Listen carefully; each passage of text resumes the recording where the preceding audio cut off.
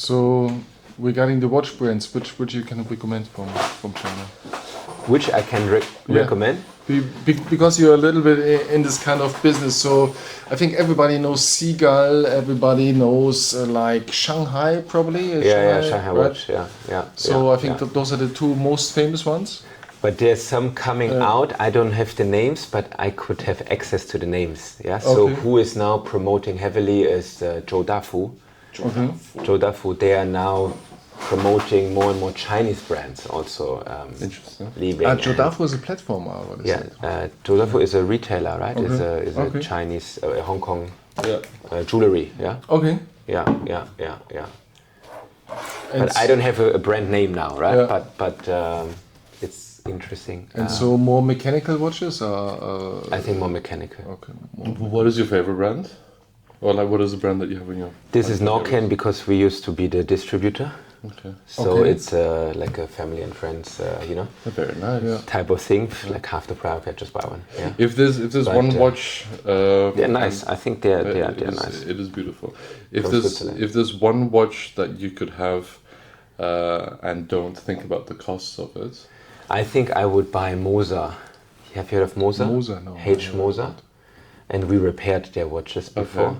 And they have a shop on Nanjing Silu, just opposite of Westgate Mall, right?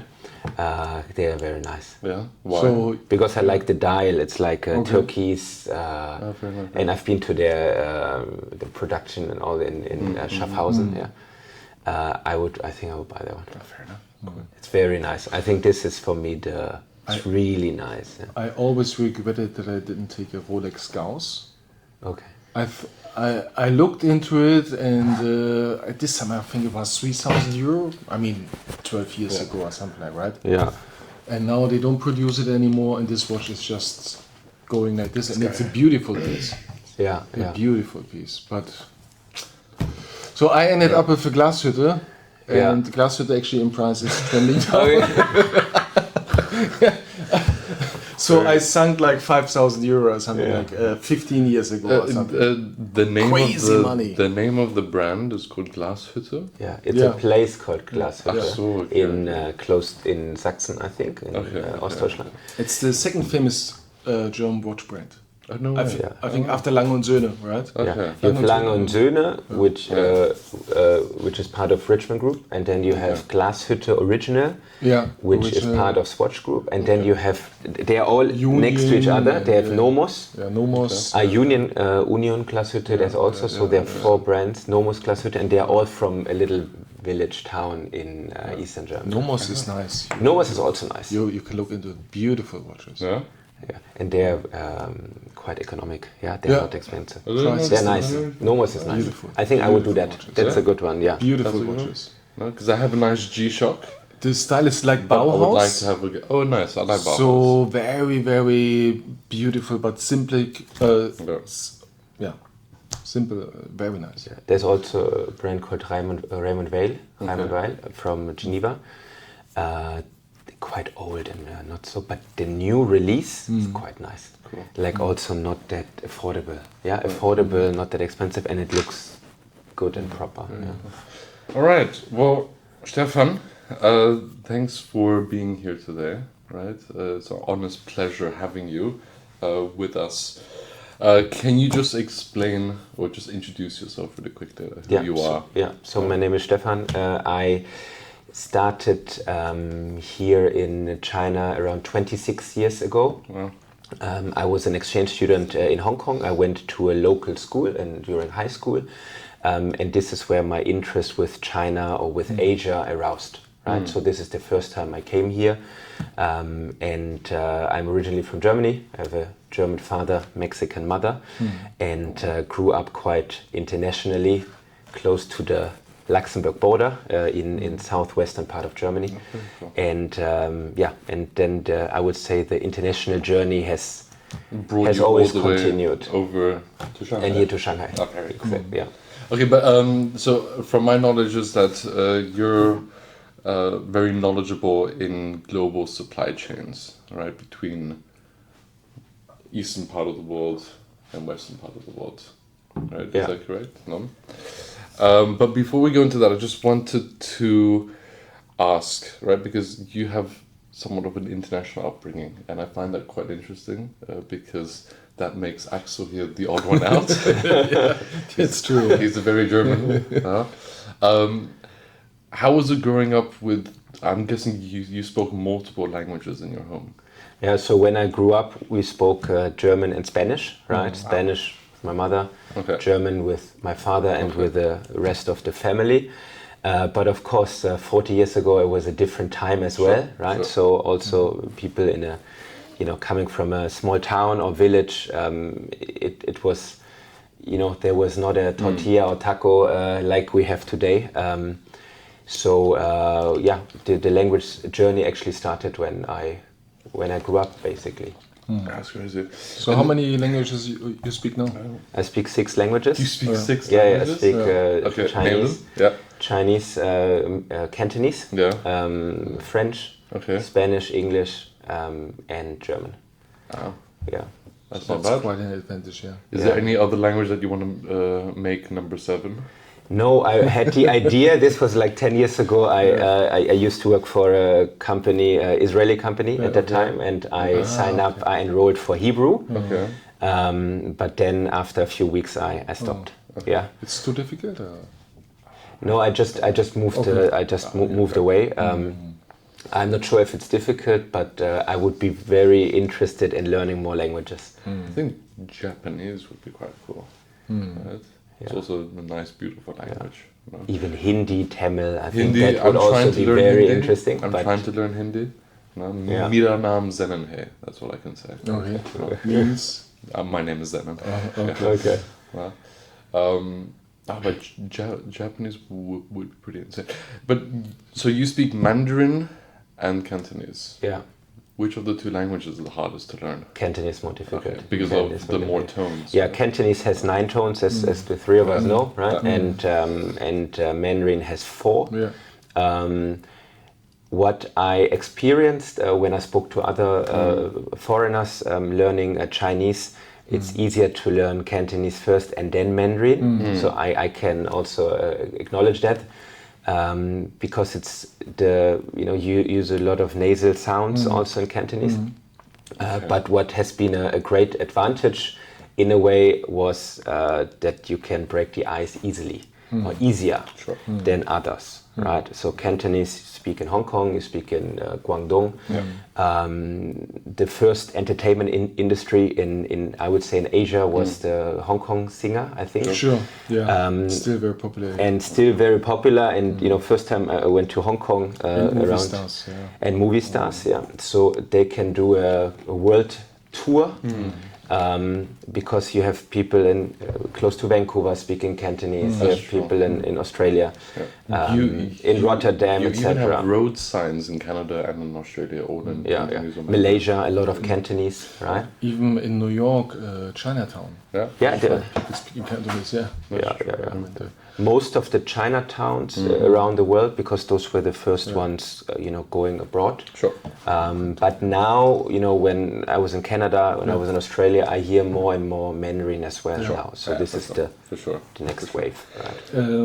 Let's just, for the viewers, right, let's just explain even in China, because everybody talks about Mandarin, right? Yeah. But even in China, Cantonese is very important because just this bay around Shenzhen, Hong Kong, Guangzhou, Zhuhai. Yeah, except Shenzhen. Sorry about, but Hong Kong, right, and Zhuhai and all these kind of cities, right, Guangzhou and Dongguan and so on. Those are massive places, right? I think 300 to 350 million people live there, right? Speaking this language. I think less. I think more than 100 million. Yeah, but the province of Guangdong, right? Huge. It's huge. I had a colleague before that was from Guangxi province, and he's for Cantonese. So this is also where I learned that there are also people, across the Guangdong border. That still speak. Shenzhen is a fairly new Mixed, place, right? exactly, So it's more a Mandarin speaking one. We are in Shanghai today, right? So we speak Shanghainese here. You have in Fujian province, you have Minanhua, or some people say Hokkien. So there are different types of Cantonese. Is I did some research, not for today or for our viewers, but a few months ago, Cantonese has a history of 2,000 years or more than 2,000 years, and Mandarin is a few hundred years only. So Mandarin is a much newer younger language, no? I mean, language. in Chinese, it's literally 普通话, like Exactly. simple Chinese Standard, yeah. simplified, no? Exactly, yeah. Oh, fair. Yeah. Interesting. Right. So you started your professional journey, I'm guessing, in Europe, in Germany. Yeah. So I worked in Germany and Netherlands in the beginning. And I was also a trainee, like Ausbildung? Ausbildung, but like a management trainee. Okay, management trainee. After university, but even during university times, I was in Shanghai, I was in Hong Kong. I got the opportunity of. During university times, you were in Shanghai. And I was here, for a trainee, like a Praktikant, like cool. a 实习生, as we say in here. Which language?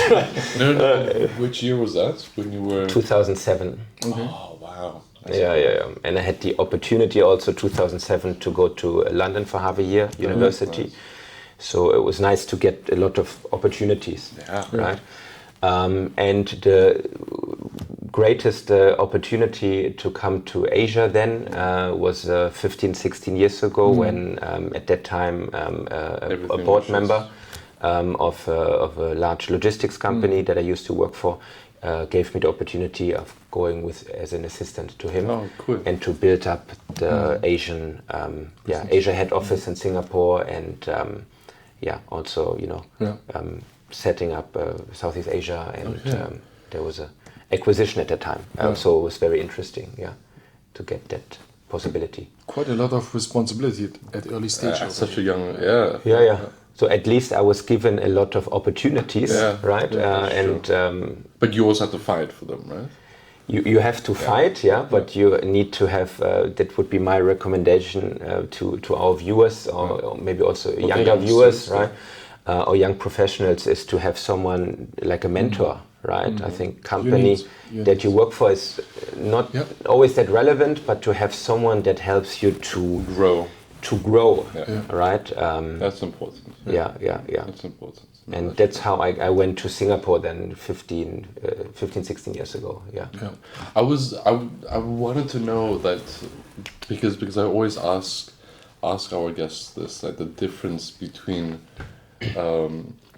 European working styles compared to the Chinese working styles, right? But because you came to Asia so young, I'm guessing you're more familiar with the Chinese mentality in the working styles than the Western working styles? Yeah, that's like the business management style. Would you say so, or are you very? I mean, you must be very familiar now with both sides. I'm familiar with both sides because we have customers, right, from mainly from the German-speaking region.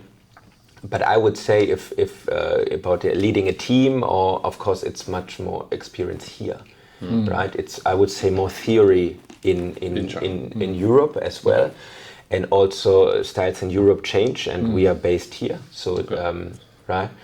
But I would say, from my point of view, a strong advantage is to know differences in, cultural differences or business environment, businesses. What you do at Chinese New Year in Singapore, or Chinese New Year in Hong Kong, or Chinese New Year here.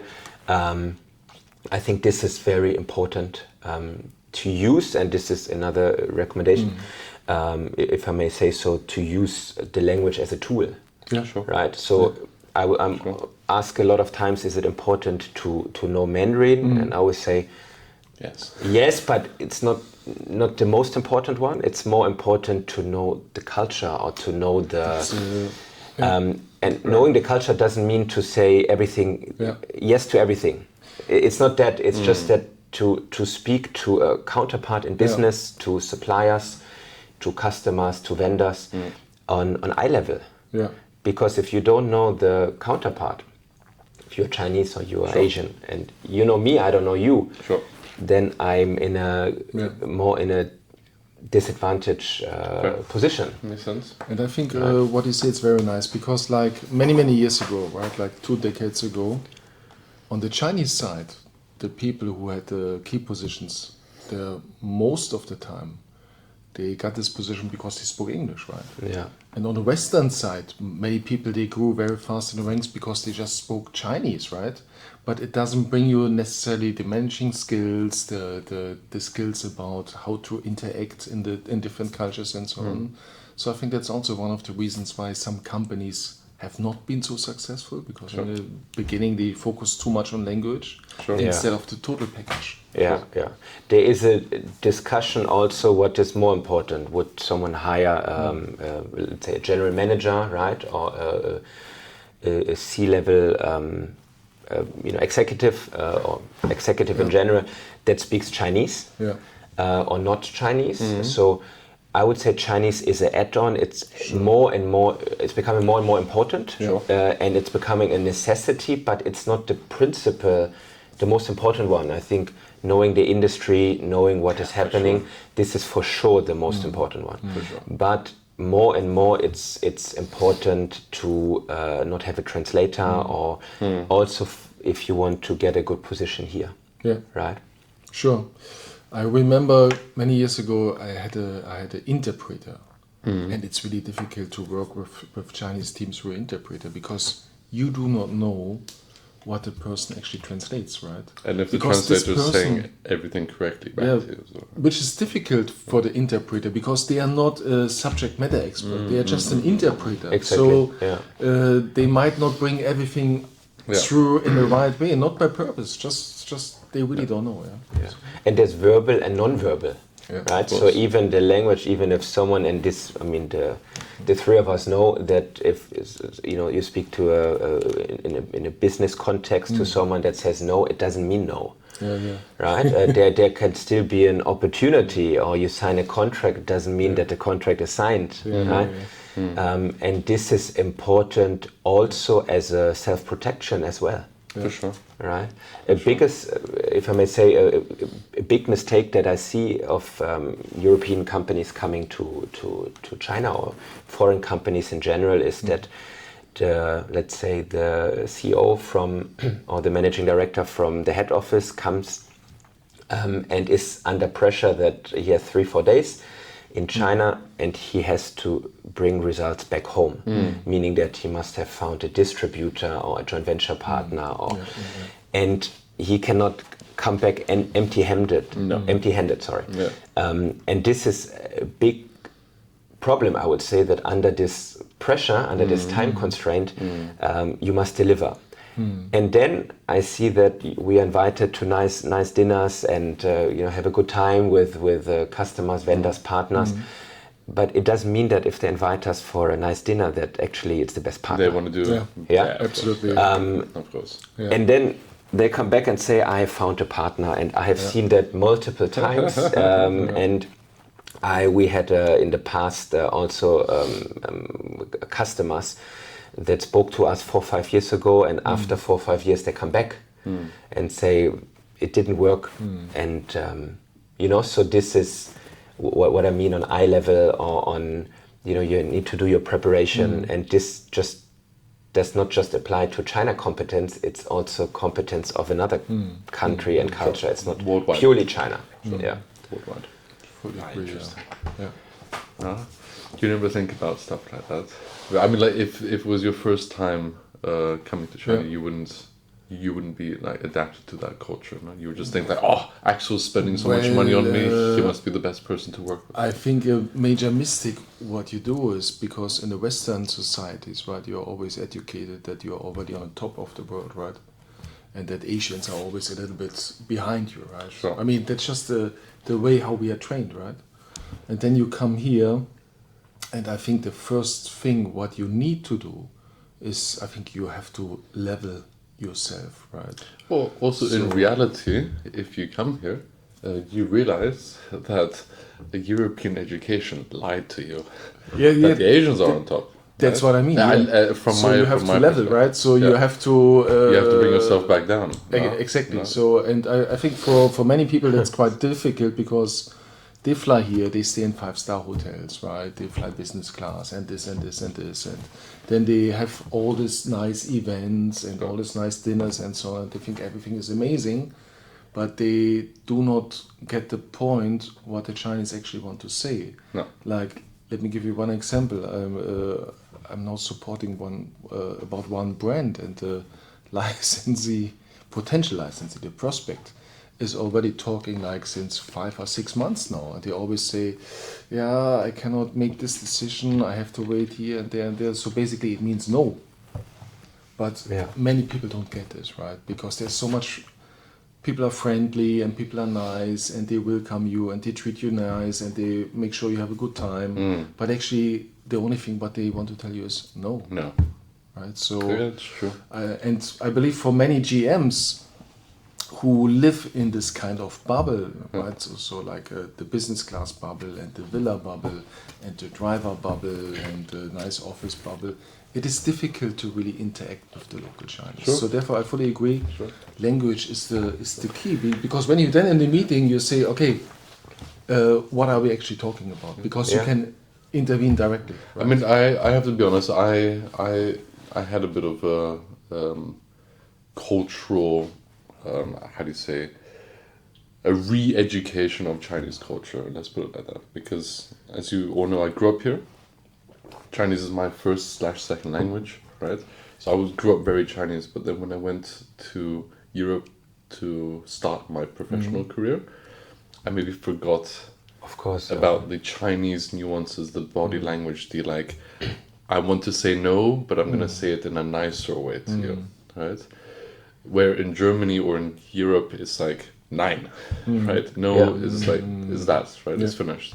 So when I got back here finally, I was exactly the picture that you just painted. I also lived through that, right? I was like, oh, talk, and then they were like, yeah, it's okay, it's okay. But what they actually wanted to say is no, right? It's like now I finally I clocked it again, right? But if you didn't if you didn't have the at least the upbringing that I had, or a person of you of multicultural, or you as well, right? It might take a bit longer, or you still won't get to that cultural education on that. In a way, it's learning, right? It's a learning. So if I would come here the first time, now it's easy to say, right? Because there's a lot of experience. But if I would come here first time, I would do exactly the same mistakes. But how to prevent that mistake is, and this is what I've learned now when I go to another country or have business with another country, is to try to build up a network of local people, or I would say foreigners that live there. You've lived here for many years, Axel, so you grew up here, to build up a network with people like you, and just get input. What do you think? And you are even though you live here for a long time, you're not Chinese, you're not local. Our value is that we are foreigners, right? And but to talk to some of you, I did that now. I had to do something with India, so I spoke to the community there, right? I spoke to some Germans, I spoke to some lawyers, I spoke to some logistics companies there, and just asking them, what do you think? Can we do this? Can we not do this? Because I would, from my point of view, would not be able to. I would be totally blind. What were you doing in India? There was we did some research for a new business there. Okay. So from the maybe to switch the topic a little bit. So from the sourcing perspective, do you see India is becoming more and more competitive versus China? I would say China is still, maybe we don't talk about India, we talk about Southeast Asia, right? For example, I'm asked, but I can reply on India as well, but we start with Southeast Asia, because I'm asked, can Cambodia be we talk about China +1, China +2, especially during COVID times, right? Yeah, sure. Many companies realize that you should not lay all eggs into the Chinese basket. Sure. You should start also to have other sourcing countries, which I fully agree. but then I'm asked about Cambodia, right? Okay. And then my question was that the population of Shanghai is bigger than the population of Cambodia. Fair enough. I cannot say you exactly by how many millions, Right. but and this is where China has a huge advantage still. We have some developed places in the east. We have tier 1, 2, 3 cities. We have certain provinces have their own focus on an industry. Raw material is here, labor is here. Of course, it's becoming more and more expensive. We see that also with the minimum order quantity, right? The MOQ. When you place an order with a supplier, if you don't have enough volume, it's a problem in terms of cost. For sure. But India is more a service-minded industry or country. There's very strong in service, very strong in IT. That's true. I could see that, yes, there could be an opportunity in the future, but not in the the short term. Just one question regarding service. Because China is very service oriented as well, right? Yes. I would say, in my opinion, it is the most service oriented country in the world. Because you right? compare with Western countries, right? So When there's I- no service. But I would also compare it to the US, right? Yeah, the US is which not I bad. would say as a Western country. Okay, fine. Japan is also very service Also driven. very service Korea, it's an Asian thing. Yeah. But I've been to India a few times, right? And yes, okay, it is not as developed as China is, right? But it also has this hustle-rustle type of mentality, right? I mean, you also have the Indian Meituan drivers driving around, right? But just on the service industry, do you think it's catching up to China's level of service, or? I think I'm the wrong person to answer that. No, fair enough.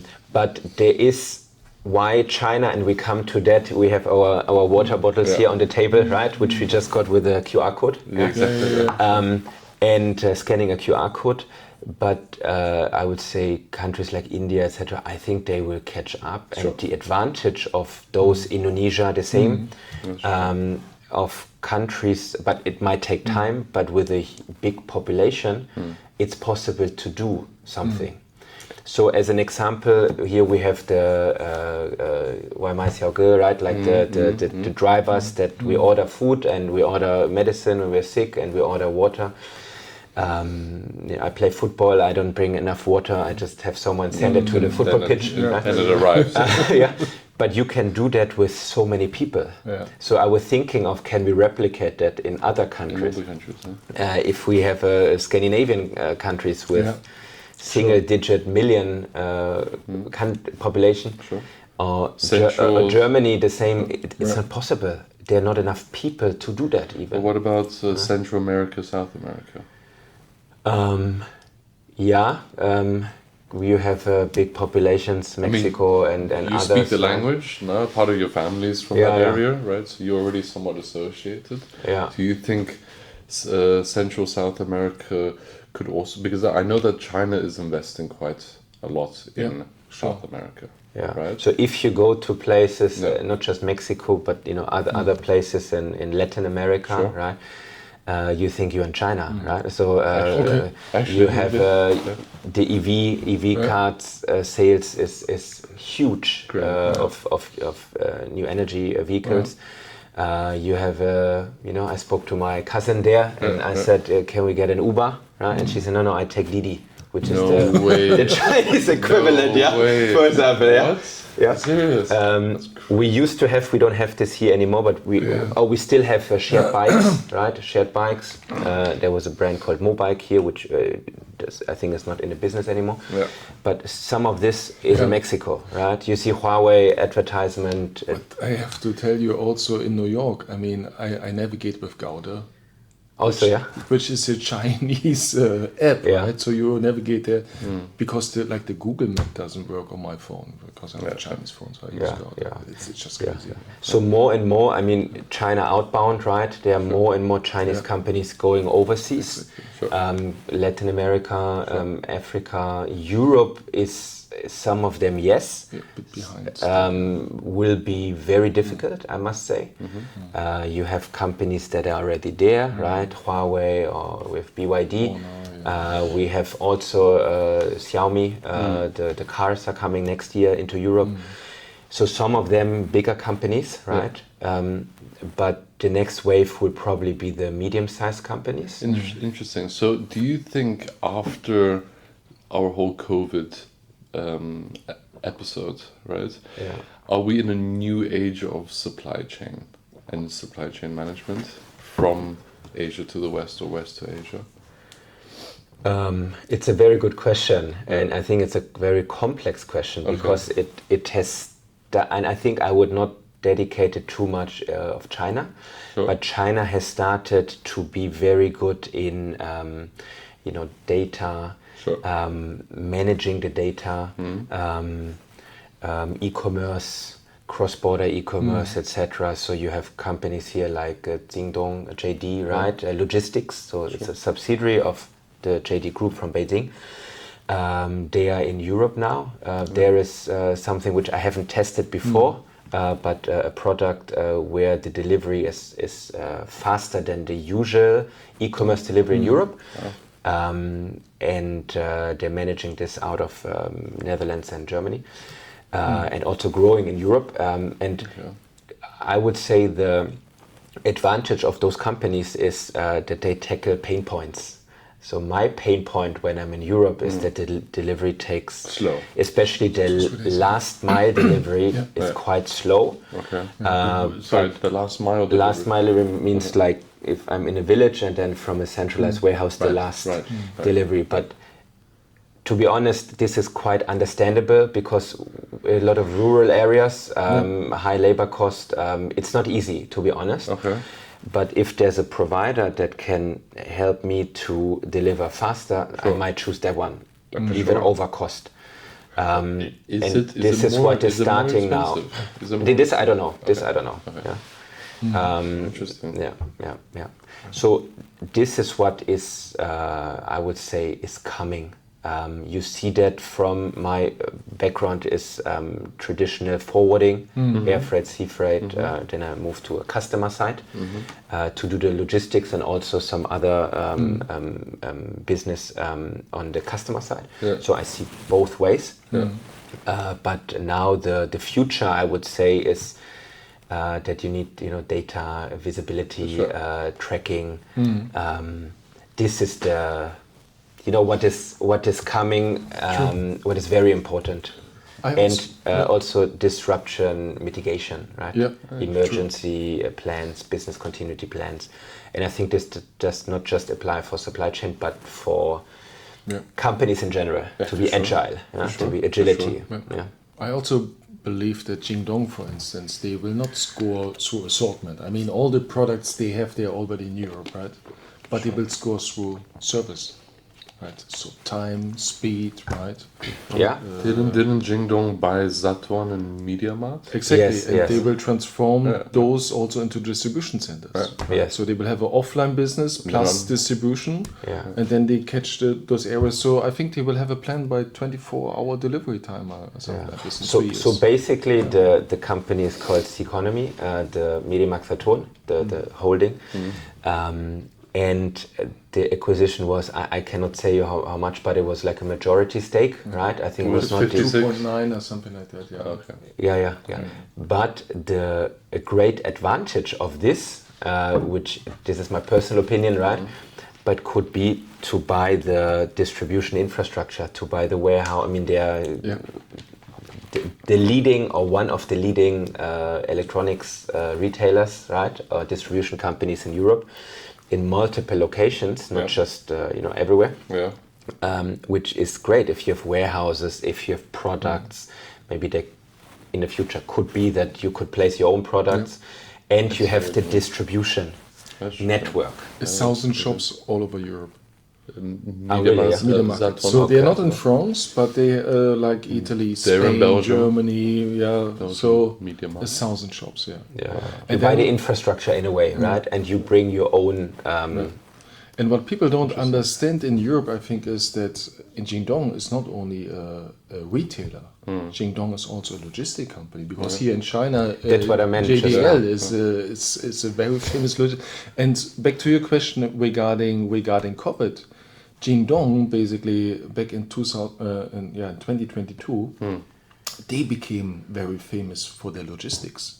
Yeah. Because suddenly they catched up a huge They were market fast. share. Yeah. They have been for half a year, something like the really number one in Yeah. logistics. When everybody was out, they still managed Kept from pushing. Beijing and so on. They have a huge distribution center for e-commerce, right, in the neighboring city, Jiaxing here.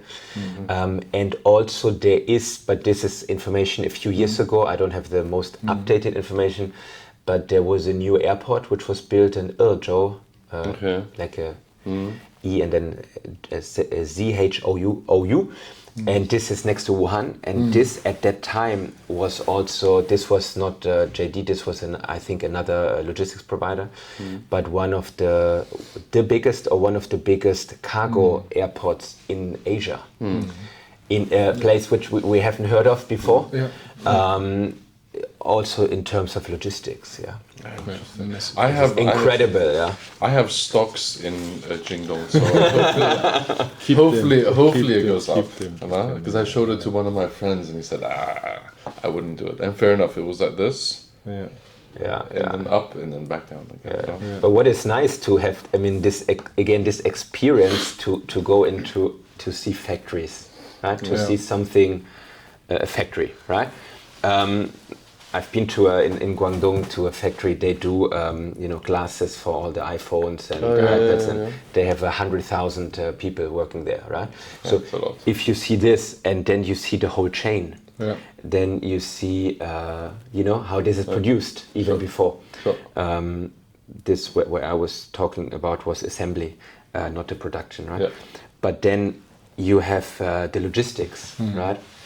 And then one day you are somewhere in a shop in the US, and then you see garments or you see something and you say, I've been to that factory in Bangladesh or in Madagascar. Or I think that's very interesting to see the whole chain and how many parties are involved, which as a consumer you don't realize how many parties. You never realize. Everyone also has to earn.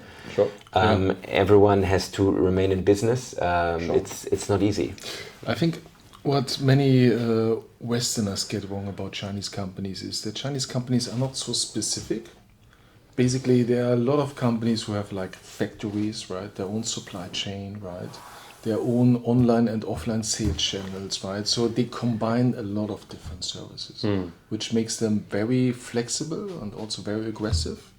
And probably very successful in the future. They are not aggressive by nature, just they have plenty of opportunities to go into the market, right? Plus data center and all these kind of things, right?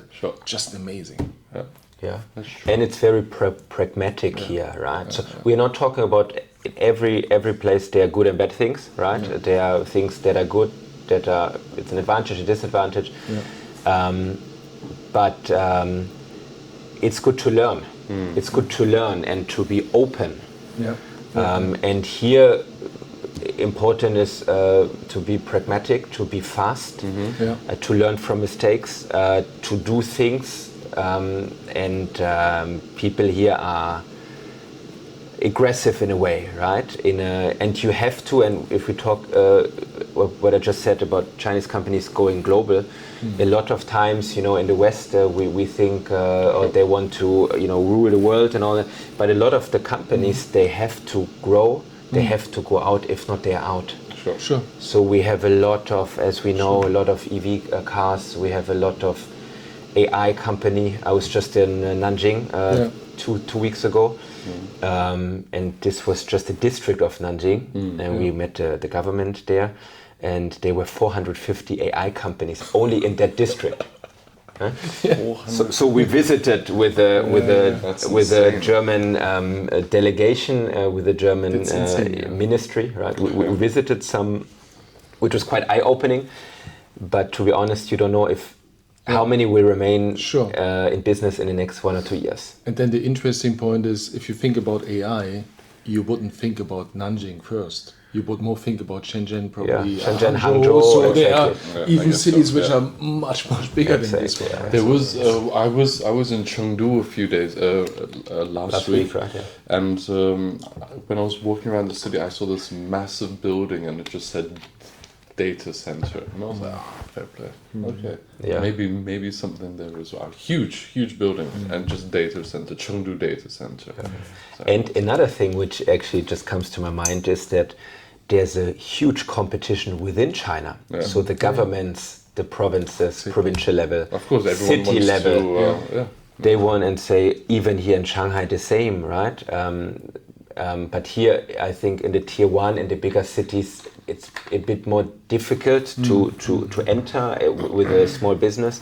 Sure. But the further you go out, in terms of subsidies, in terms of, government support, etc., there's a huge, because it's about tax revenue, right? Sure. Where your Sure. company is registered legally is where the revenue comes. So as we said before about distributors or about CEOs coming here, looking for market entry and doing, being in the urge to make a quick decision, Sure. it would be good to go to different places, different locations, and not just get the easiest subsidy that you can get. A lot of times you get maybe land for free, or part of it, Or office rental. or you get office rental. You register with me 2 years, you don't need to. Yeah. But from my personal experience with customers that we had, it was a mess. Once they wanted to set up a second entity or a branch, it didn't work. I'll give you one example. We used to have a European, or we have a European customer. Okay. They do distribution. We did the corporate service, or we do the corporate service, meaning HR, finance, accounting, all the back office, right? They registered a company not in Hangzhou, but in a place close to Hangzhou called Yishui. Got everything. Now they wanted to hire a foreigner here. Okay. The foreigner, they set up a branch. The foreigner left. And then you also need to do 2 months end reportings because it's 2 different provinces. Right. Yeah. And Oh, so no even one if is it's- there in the office. Okay. So it's like, So even if it's 2 provinces, it's still just a bit because of chaos. it's a big country, right? Yeah. And then you need to, yes, it's a branch of this, but so Right. this is where, Interesting. from my own experience, a lot of I'm contacted when things go wrong. Very typical, and again, I'm not the master of all answers, right? But at least with a network, I would know who I could contact. Sure. Exactly. Questions of IP, questions of market entry, joint venture. I have 2 points that I think would be quite interesting to dive into. It's number one, newer or even maybe older now SMEs entering China, right? You have older companies, more mature, but now also a lot of younger companies. I know that in the past year or half a year, Hong Kong has really opened up its doors to invite many young entrepreneurs in, right? Yeah. If they're doing AI, right? I Yeah. think everyone is. I think everyone is. industry, yeah. I think everyone's throwing money into AI, Yeah. right? But also, what's very interesting now that I'm seeing a lot more. The easiest maybe case study is JD in Europe, but also more Chinese companies entering the Western market, right? Yeah. And like the challenges that they would have, because it's we know that we know what the challenges are for Western companies coming into China. Total Yeah. cultural mismatch, right, in management styles, etc. But when Chinese companies move to the West, similar thing, but because from maybe my guess is that because they're already so used to it from the last 20, 30 years, are they smarter about that? What are the solutions, if you know? right? Yeah, so I've been invited as a guest speaker at some events in that respect, Okay. right? Also because the three of us, we are foreigners here, right? So we know both sides. Sure. We also know the governance part in Europe, which is not always so easy in terms of administration, bureaucracy, etc. So and I'm contacted also directly by manufacturers, by companies, even by bigger companies that need help when they go overseas. Okay. And what I see is that for them it's very difficult. It's very difficult. Why? So from our point of view, we grew up in even if I was not mixed, right, German, Sure. Mexican, but we grew up in a more international environment. International in the sense that in our education in the West, we know about other countries, or we watch movies, from Hollywood, Sure. or we go on holiday to Italy. So we have a feeling, or we could have a sense of a country that we might not have been to. Okay. But here, everything is Chinese. Everything is Chinese culture, Chinese food. True. Many do not have this international experience. So of course they are more and more. The younger generation is well educated. Some of them study in overseas, Sure. right? They come back, are very experienced and educated. But what is missing is the same as the business etiquette that we know, that we learn. That, you have just to give you an example, we have a business dinner, and here in China, you're the head of the table, right? So thank you for allowing me to sit here today, facing the door. Actually, I would be. I would be the. Exactly. Yeah, thank you. Yeah. And this is something they don't know. Yeah. And this is so it starts with culture. Absolutely. It starts with culture. A big mistake is if you don't have any international angle, you go there and you think, I do the same as what we do there. And no way, they will fall heavily. Yeah, they will fall deep. It starts with, governance. Again, we have a law here as well. We have a lot of laws and new laws and regulations. But in Europe, the same. You have, the European Union has a act, right? The EU act in certain ways. You have government, national legislations. You have data security, data safety. We have the same here, the data security law. So similar, but a big problem is that they must have a long breath. Yeah. So I spoke to a family friend of mine that I know since childhood, right? And he's a Swedish and based in Germany. And I asked him about this topic. Right? I'll be back in a second. Yeah. And I asked him about this topic, and he mentioned to me that you need 5 to 10 years, or 3 to 5 years. You need to have a long breath in Europe first. The first 3 to 5 years is just losses. Yeah. Establish the brand, etc., and then the next 5 years maybe you start to grow a little bit. And I fear that Chinese companies, if they're not the big ones, might not have that long breath. I believe a big problem.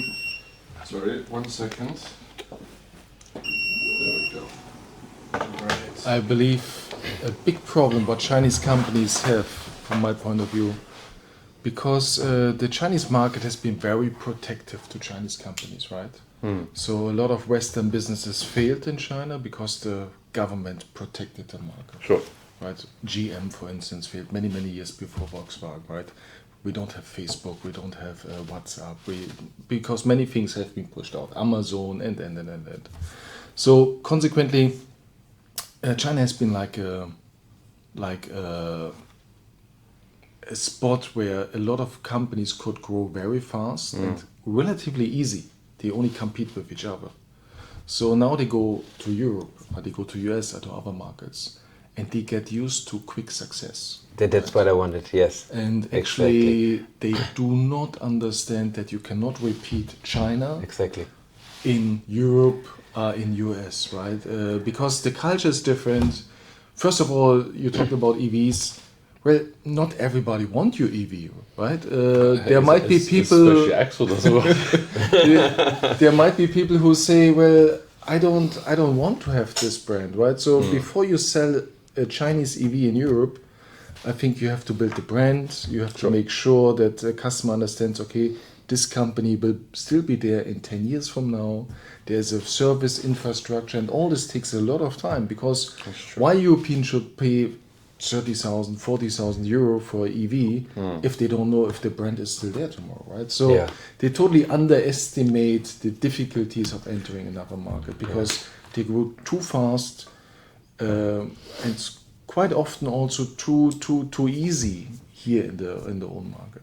Yeah. You mean in China? In China, It's too a easy huge sometimes. problem. I would say 100%. In the past, it has been. I think until 2017, 2018, and then it started to become a bit too messy, because many companies grow domestically as well as internationally through exports. Sure. But once the exports started to go down, right? So then the problems started to come up. Yeah, I agree to that 100%. They're used to success. Mentioned you meet companies here that were founded 2-3 years ago, and they have 100 people. DJI, for instance, Timo started in 2022, right? Timo, like that? They are part of Pinduoduo, exactly. Yeah, and they've exploded now. But you have some, for example, we are using now DJI right here for our microphone, etc. It's a huge company from Shenzhen. Right? But a fun fact, sorry, do you know that the founder of DJI went to Hong Kong Science and Technology University? I don't know. Yeah. Okay. Yeah. It was a little like a student project that turned into this global thing. Sorry, I don't want to interrupt you.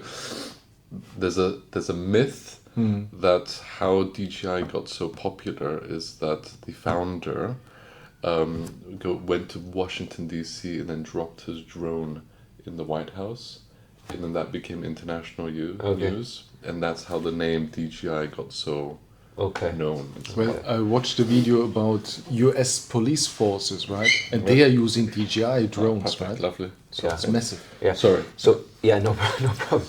So this is this may be another, because I'm looking here at the DJI microphone. So this is maybe a bit different because they are already big, I think, and they are also internationally successful. Sure. That's okay. But the smaller ones, maybe 2-3 years in business, 100, 200 people already, their expectations is huge. Yeah. So Yeah. the question is, how do they internationalize? Do they have a local, so again, coming to the same question, do they have a local manager in, let's say if they go to Europe or if they go to somewhere else, do they have a local manager there, a German, right? Or a Spanish for Spain, or a Polish one for Poland? One thing. Yeah. Or do they have a Chinese person that doesn't know, maybe studied overseas or worked overseas? So there's a... I would say someone like the three of us that comes from that background, the Western background, understands it, but also spent many of their years in the Chinese background, right? Knows the culture, knows the language, knows the communication. Right, what Axel at the beginning said is that when they want to say no, but they don't actually say no, just so you have to read between the lines. But then the very directness of these, say, maybe the Western markets, right? But also if you go down to Spain and Italy, their communication is completely different to Northern European. Yeah. But even within Spain, you have different regions and languages. And then once we go to North and South and Central America, it's also completely different, right? So I'm going to say that. I'm going to say someone that understands both sides. But when I said that, you didn't like it. No, I didn't like it. Again, in a way, yes. Okay. It would be important to have someone that has maybe a bit of an Asian Chinese background, or right, or knows a bit about the culture of the head office, etc. But things are very different because the expectations are huge. Okay. There are investors behind. They are under pressure locally because there's so many doing the same or similar. One, it's difficult to deliver results. Maybe you work like crazy. In Europe, you have problems. This is what I heard, that you cannot just work 40 hours, but you cannot just work 60 hours. Yeah? Then you have how you say this, a union, Betriebsrat, a union, right? Which we don't have here. And then you have others. It's difficult to deliver results. I spoke to some lawyers, German international lawyers. They say they have a lot of disputes and labor court, etc., and all over Europe because it doesn't work culturally. And even the three of us that have a combined long knowledge, it's a very different ball game. Yeah. Because I would also need to have a certain time that I'm given to adapt. There is, what I hear, no real job description for the general manager, right? Most often, and just do, and it's very difficult. I understand that, but wouldn't you say that when many years ago, when Western businesses were coming into China to set up their factories or whatsoever, or to at least work with a factory partner, right? They then also sent one of their guys over that had no idea, right? Of course, yeah. And then this person then stayed for a while, got used to the culture, right? And then now this person, he or she, doesn't matter, understands their home base and their new base. Yeah. Wouldn't that be very valuable, though? I would say. But then say this person then leaves, right? That doesn't leaves after 20 years, whatever. And a Chinese company now says to him or her, say, hey, I want to open up shop here. I want you, because you came from this country to our country. You've adapted well, you've done well. Now I want you to bring us back home. Yeah, but very important is you also need to have your network. You need to have your network in the domestic market or markets. Right. Yeah, you need to know the regulations. I spoke to, I'm not sharing the name of the company, but a bigger Chinese company in Europe. Yeah. I spoke to the person that is responsible for government affairs in Europe or all over Europe, a fairly sizable brand, and he mentioned to me that a lot of his work is regulations. We have ESG regulations. We have from the European Union. There's something new. We have a supply chain act regulation. So his job is actually, one is of course lobbying, but the second one is much more important, is the internal lobbying, the internal translation to the head office. Right. But he's able to do that there in Europe, but he's not able, he speaks fluent Chinese, he also lived here before, but he's not able to do that in here. So it's important to have a domestic one coming from that industry. Right. But then there might be a clash, a cultural clash, how you say, like how to lead, how he's led by the CEO in China. They are, and I'm thinking about, I have this constant, not idea, but thoughts. Would I fit in there? Would I fit in if there's a Chinese company going overseas? Normally, as what you said is, I think I could do that. But then culture's different, the management style is different. You need to deliver results quickly. 2 points to this. Yeah. I think first of all, like 20 years ago, people still had time to grow. Now nobody gives you time. If a Western business comes to China, they want results within 1 year.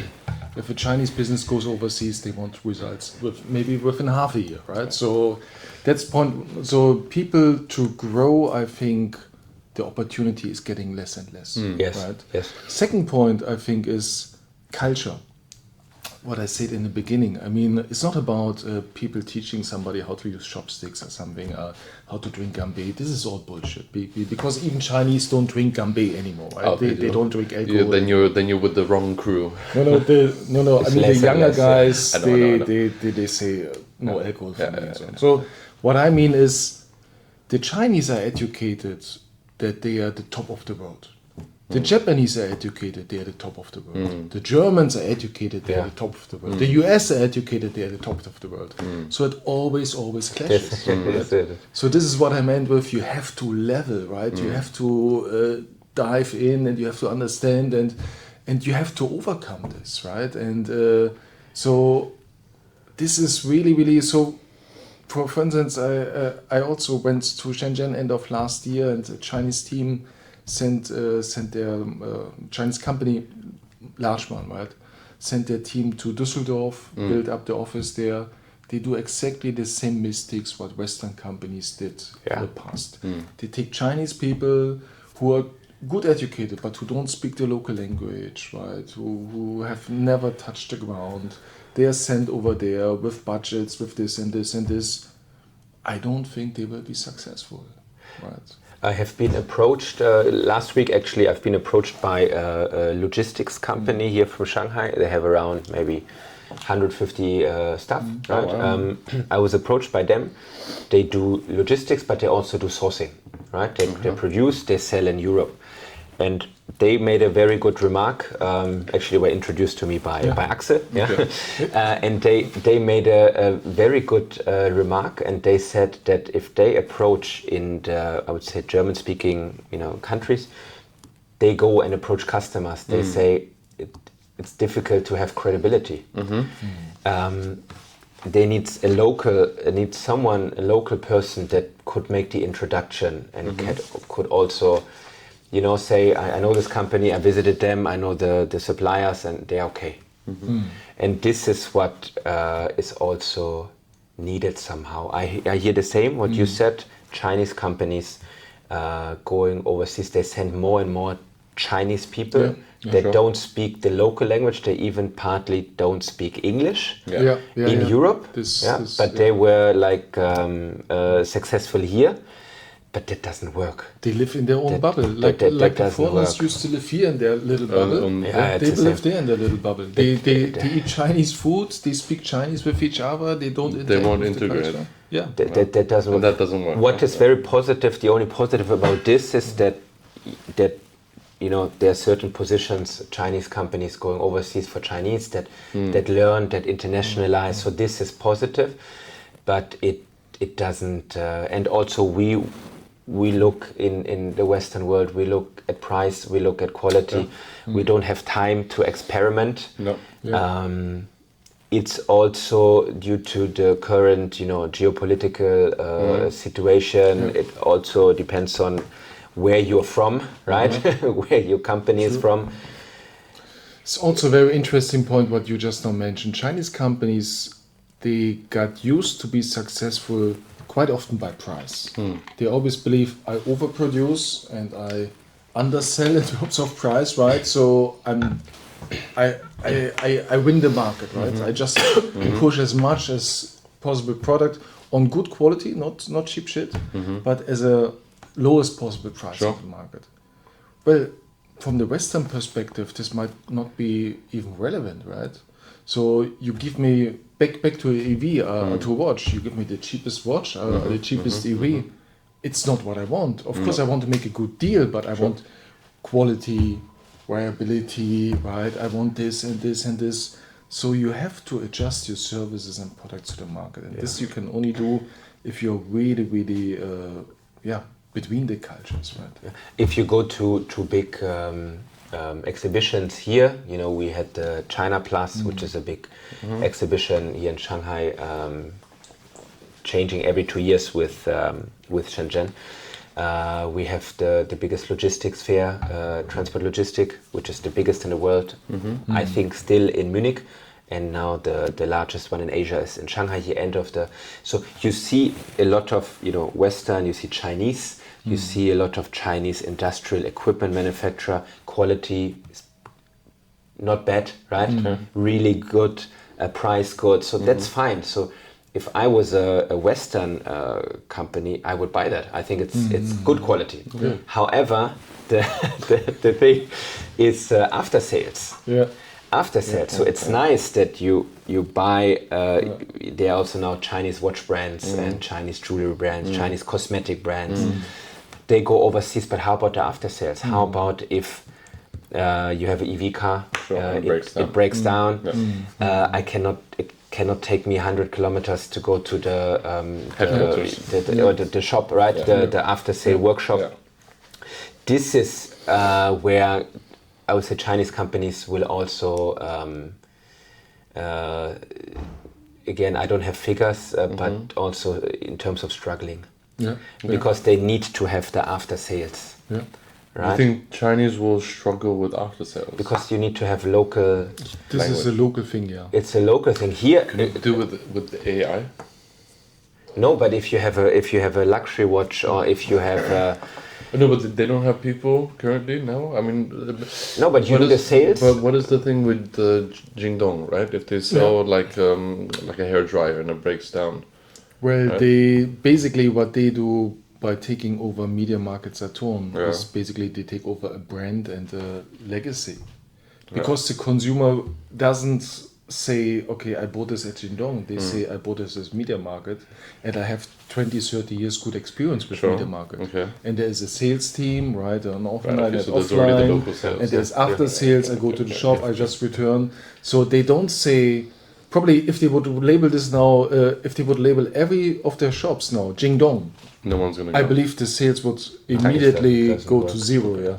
And also here in China, for example, the logistics, express shipments is so strong and so economic. You can just go to if it's a consumer, you just go to the point of sale, right, to the boutique, to the shop. They just send it. You drop it in Guangzhou, and they just send it to Shanghai. Just one more thing. Yeah, sure. Which is a 2-hour flight, right? But in Europe, just to finish this topic, Fair enough. you have different countries, you have rural areas. Fair enough. This is how to repair for medium-sized, the after-sales repair. And you think that China isn't ready or doesn't quite understand that? No, I think they understand. learning. I think everyone understands, but it's difficult. It's difficult to be able to repair products all over Europe. Let me add one more point, because you ask if Chinese companies are learning. There are two things. One thing is they are now going overseas. Okay, so which is pretty recent, I would say. That's a thing maybe in the last 10 years, right? Like Fosun has been one of the early ones. They took over a German brand. Tom Taylor failed miserably, right? So they are in this learning process. Second thing you also have a shift in management in the Chinese companies. So the founder generation, the people really who started with one stitching machine and built up empires like Yunggor, like Bosidong and so on, they are going to be retired now because they're in their 70s, 80s, right? So you have the next generation, or maybe the next generation coming up now. The kids with the golden spoon, where actually money was easy, always available, so they might also not be so committed anymore to the business. They might be more think about quick success here and just pull in some money, and so you don't have this founder generation. That's also true. Yes. So I think this is difficult for the Chinese companies. Interesting. I never thought about it like that. It's the internal and the market difficulty. Yeah. Cool. No. I want to get just a little bit personal now. No. How old were you when you first set foot working here in Asia? Working? Yeah. How old were you? I Early was 20s? Yeah, full-time job. I was 27. 27. How old are you now, if you don't mind? No, you can answer. I look great. Yes. I'm joking. You look like 28. Exactly. 42. Wow, fair enough. Fair enough. Okay, fair play. If you were Asian, I was going to say it's really in the it's good. It's good. All right. Thank you for the compliment. That's very good. So you've been here for now 20 years. Yeah, so 15 working here, 15 working but years. School I was 16 when I was here first time. Yeah. So if you could go back in time, right? It's a question. So if you could go back in time to your 26th or 25th birthday, right? A year or two before you set foot here in Asia, what would be the one thing that you would say, watch out for this? Or keep this in mind? Important is to network, to build up a network early. So we, again, Axel and I, there was no LinkedIn, right? And again, we don't have LinkedIn here. We have WeChat or some others. But to network, to go to different, events, German Chamber, there's Advantage Austria, or these are from I would say the Western one. Go to local events once your Mandarin improves. So I go to Chinese events where there are no foreigners. I'm not sure if you do this. I haven't done that. But I do that because there are no foreigners. And again, you must have a basic Chinese, but you don't need to be fluent or perfect. And even I would say, even if you don't understand the event that you go to, but the networking is good. You exchange with very interesting people to build up your network. I think that's the number one. To be open, not to be afraid, to try out things, to travel. Right. I fully agree about this. When I worked for Adidas, for instance, for Global Brands Group, right? So you're so busy with your own people, right? Because you're like Adidas. Every evening we went out with the VPs to the Bund and here and there, party. Because the internal networking is very important. This was not about drinking. This was more about building the internal network.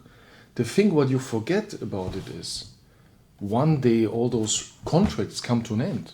Because for a company, it's a contract, right? It lasts 3 years, 5 years, 10 years, whatever it lasts, right?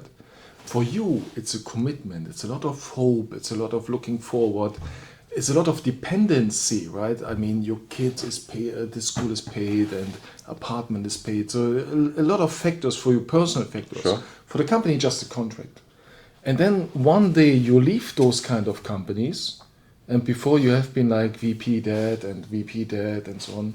And the next day you are nobody, right? No. And then you understand that beside all your business relations, right, in your company, you have to have an external network. That's super important. No, for sure. Because be it for the next job, be it for the first deal in your own business, right?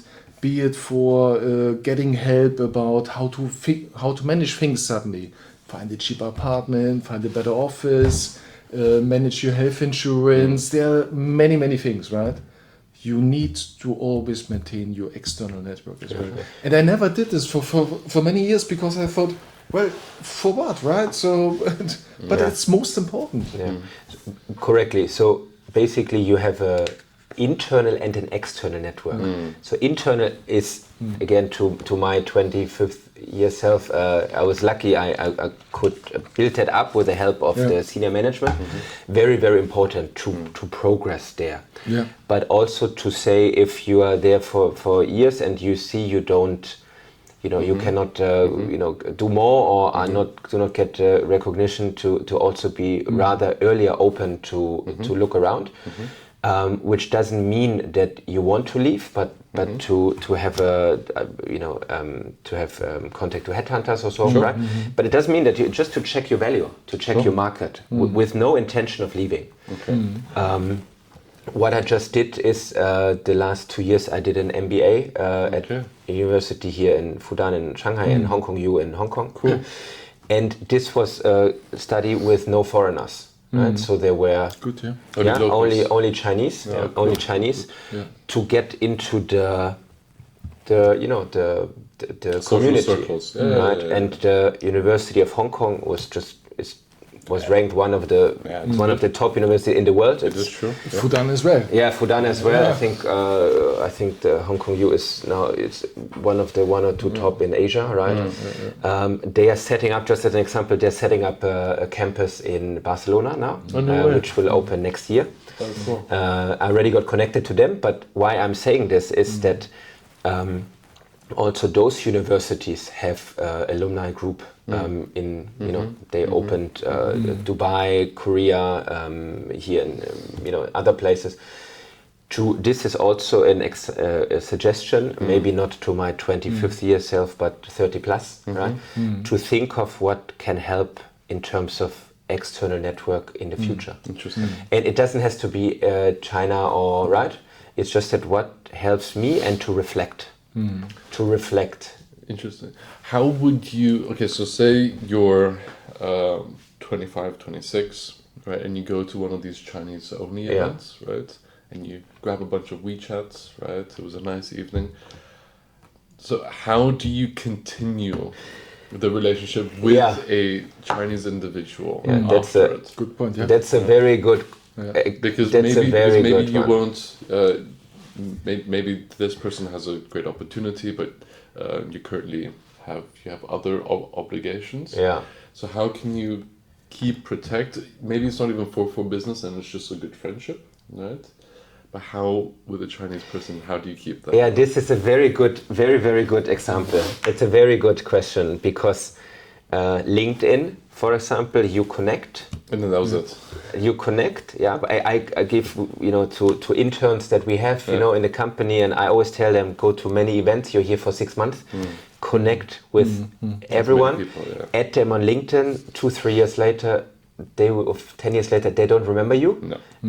But you're connected, so if they change position or job, you will know. So this is very powerful to know people, right? To be connected. Here in China, it's different, and this is more of a disadvantage of WeChat. That yes, you are connected, but you don't know where they work. You don't know when they change. Because could be on LinkedIn, sometimes I'm looking for someone and I see, oh, my ex-colleague, he's now there. Great, I need access to that company. Exactly, yeah. But here you don't have it. So the problem here is that you go to events and you get 20 WeChats. And it's just too much. You leave the event, you even do not remember who. You don't remember who was who. Who was who. Right? Yeah. You don't remember because who was also who. they don't use their profile pictures. Exactly. And they don't use their real name. And they don't use their real name. Exactly. Exactly, yeah. So for me, it's just limited. I write the real name, and sometimes they write the telephone number. Very, very difficult, right? But what I have done since I'm 25, I would say, I have always kept in touch with relevant contacts. Okay. And I like to help. So everyone, even our viewers today, happy to connect to me, right? Of course. And I'm willing to help know someone, and if you help someone else helps you. But would that mean inviting the individual to a coffee or to a tea or a meeting? How would you stay in contact? And is it important to meet face to face every so often? So what I do is, this is maybe my own technique, Chinese New Year. Okay. I write messages. Sure. I write. You do the same. Write messages in Chinese. Personal messages, right? Yeah, to the individual. You can also make personal videos, for instance, right? So where you speak Chinese and.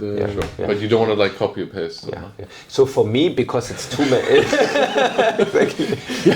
Like 600 contacts or something. I think. Exactly. So for me, I admit, of course, I copy paste, right? But at least the introduction is, hi Axel, how are you? Yeah. Just that there is. Hi, maybe Axel. for the most important, you make some. Just 1 or 2 sentences, and the rest is just the normal. The 4 character.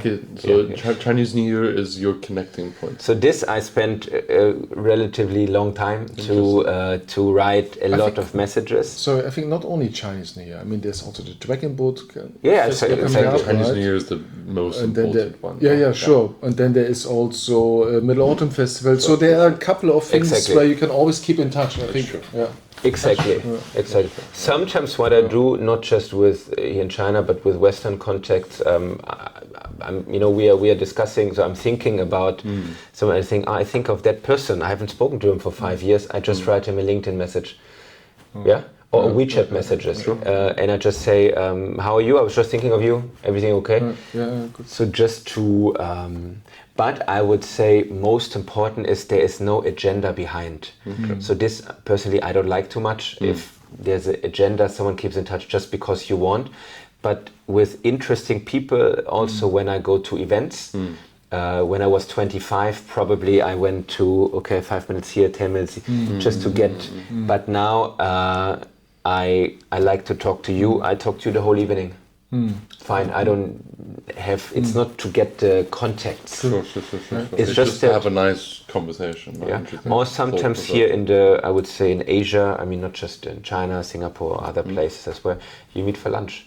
So here I do my 42-year-old self.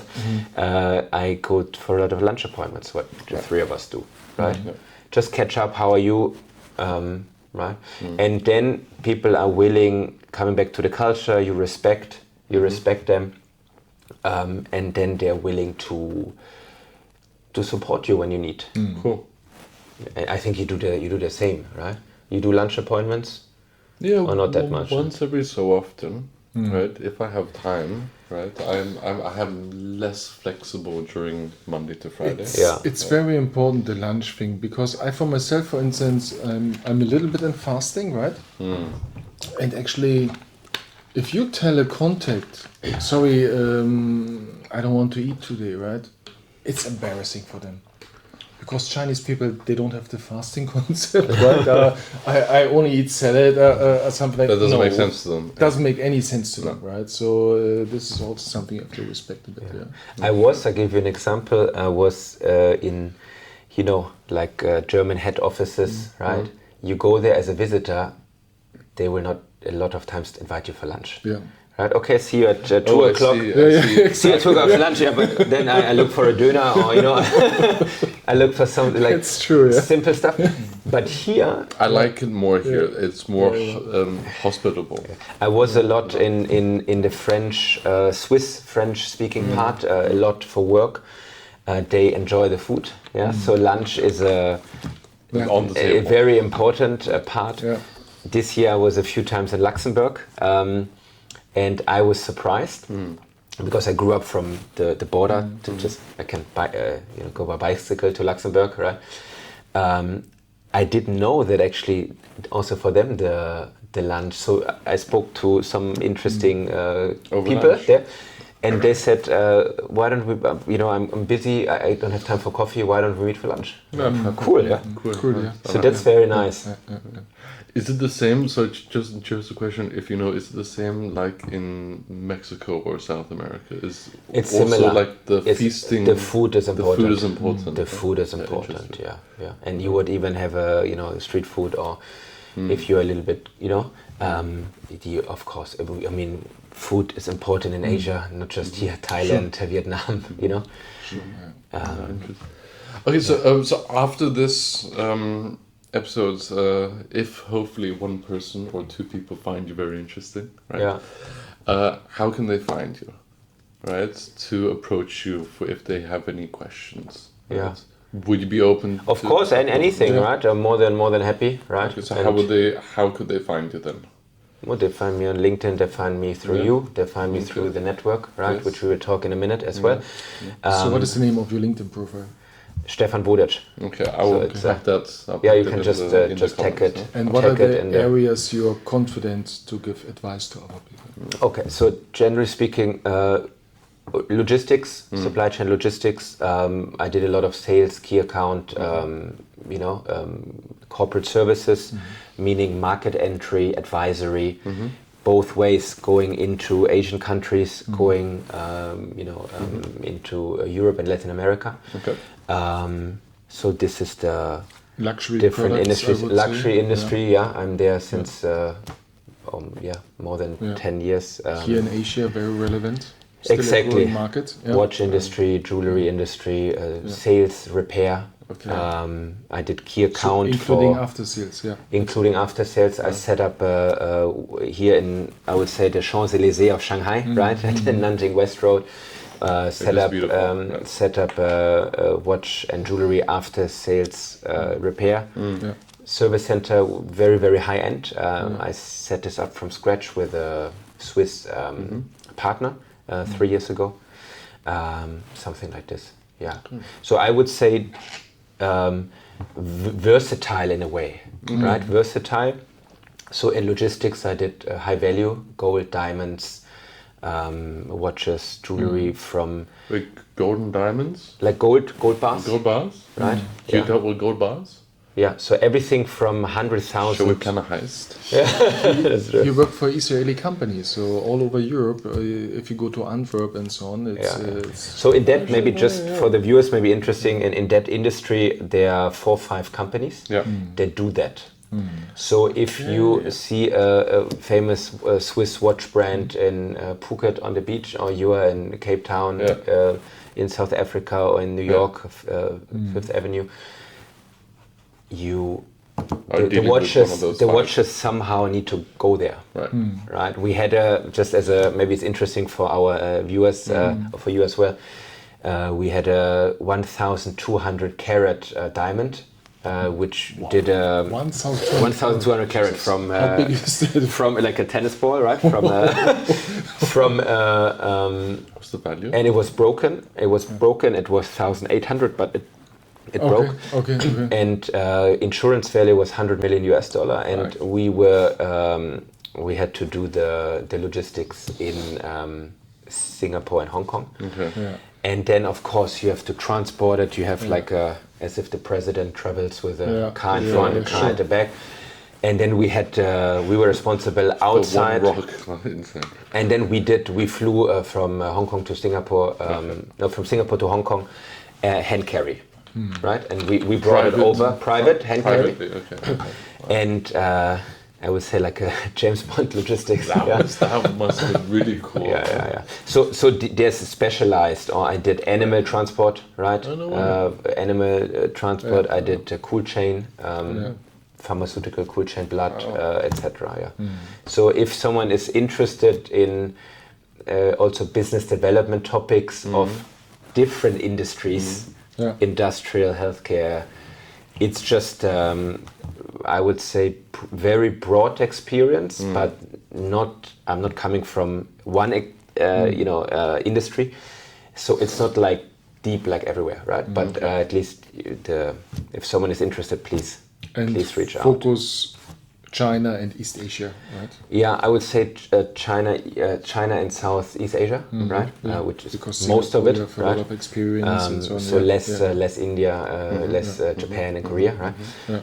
And then both ways, entering or at the same time exporting or from China outbound to Europe and to Latin America. Cool, perfect. Yeah. I have one last question. Please, Right? I wrote this down. So you've advised and worked with companies moving in and out in both directions, right? Between Europe and into China and vice versa, right? China to the world, let's say. Yeah. What is one lesson that now your 42-year-old self, 42, right? Yeah. Can answer. 39. 39. 42. What is one lesson that applies to both journeys, from west to east, east to west, for when you're moving a company? That's a good one. I would say to be open to build up a network, to respect the culture, which doesn't mean to say yes to everything. Sure. Build up a network with external, and to be cautious, rather to wait a little bit longer when you do a market entry, but to thoroughly do the due diligence, research. There is a topic that we discussed prior to this as a preparation was also market entry, right? So you have the opportunity if you go to China. You invest directly in China. A lot of companies don't do that. They use Hong Kong or use Singapore for Southeast Asia. Then your investment is not in China, your investment is in Hong Kong, right? If you want to have more investors. Very difficult, whatever you bring into China is to foreign exchange control to bring it out. So you want to go in as a distributor, with a distributor. You want to hire, what is very smart maybe for the listeners, is to hire a person that works here to manage the distributors. Interesting. Yeah. You want to go into a joint venture. Is it majority, minority? How long do you know your partners? Is it the right partner, or is just a food good? Food is great here, right? To use time for this. Yeah. A very good example, just if I may give just a last example, was Aldi. Okay. Yeah. Supermarket, which we know, which I heard that someone from the family was here for a certain time, Oh, wow. from the Albrecht family, to study the market, to really? check where to start, how we start. Very successful, locally adapted products. That's very good. Römer's copying them now heavily. Yeah. And Römer belongs to Alibaba. Huh? Yeah. They Now, copy Aldi. as we know, they started Aldi 5-6 years ago, maybe. Had 50-60 stores, only in Shanghai, so not China. Yeah. Started with the neighboring So good, huh? cities, Wuxi, Nanjing, etc., Suzhou. Very, very smart. And also have, how you say, no-name brands, like own brands. Own brands, yeah. Yeah. Private label. they Private call it. label, sorry, Yeah. private label, yeah. And now, so this is a very smart move of a long breath. Let me add one of those points, because you talked about Singapore and Hong Kong, and I'm always critical about this too, right? Because it makes absolutely sense financially and because you have to bring money out and this, right? But one additional advice I can give: be close to your consumer. Sure. Because I advised a relatively well-known European auto brand, head offices in Hong Kong. Yeah. And they said, I don't want to have a head office in China Yeah, because this arrogant and this, and I cannot deal with the culture. Yeah, but where do you sell outerwear? You sell outerwear in North China, Yeah, of course, in South Korea, in Japan. Of course. So you're in Hong Kong, you're too far away from the market. Certainly. Yes, you have to balance this Certainly. out. So this is more like a holding structure where you invest, yeah. right? But you must be in the market. You can also not rely on a distributor. Difficult. That's another I good would, point. I would again. This is my Absolutely. working experience, right? absolutely. But you must be here yourself. 100%. But it's good. So a good mix would be you do the sales and marketing yourself. You are here. You want to. Yeah. Build the But brand. but you have your back office, HR, finance, accounting, logistics, compliance, and all that outsourced, or have someone that is deeply. No need to do yourself if you're not big enough. I fully agree about this, because it's not distribution, licensing, and GV, this kind of things. For many head offices, they sign the contract and they think, okay, deal is over, right? Now everything is fine. No, you sign the contract, And then you start. the thing just starts, Yeah. right? Because what an investment banker or whatever, what they negotiate, ChatGPT can do for you. Don't worry about those business terms. Don't worry about those. The real thing starts after you've signed the contract. So for everybody, right, you need one reliable person or two reliable person who can look after your business, right? Cool. As a last statement, I want to close with a statement that I heard from a customer of ours from Berlin many years ago, and he said China is not the Bundesliga, China is the Champions League. Oh, wow. Which means that for every company that is international, it's not just the home market, it's China. It's China, so it's very competitive, very difficult to get to earn money here. Sure. Very, very difficult. So the same will apply for Europe. Is not the Bundesliga, Europe is the Champions League. Okay. So the same for Chinese companies, right? Interesting. So, thank you for having me. Yeah. Thank you for your time. Perfect. I have a little gift. Oh, Maybe thank you very just a much. book Cool. With with your name engraved on it. with my name. Yeah. Oh, Thank you. of course. Yeah. Thank you. Axel, as well. From which company? From Leuchte 1917. Leuchtturm, yeah. There we go. Yeah.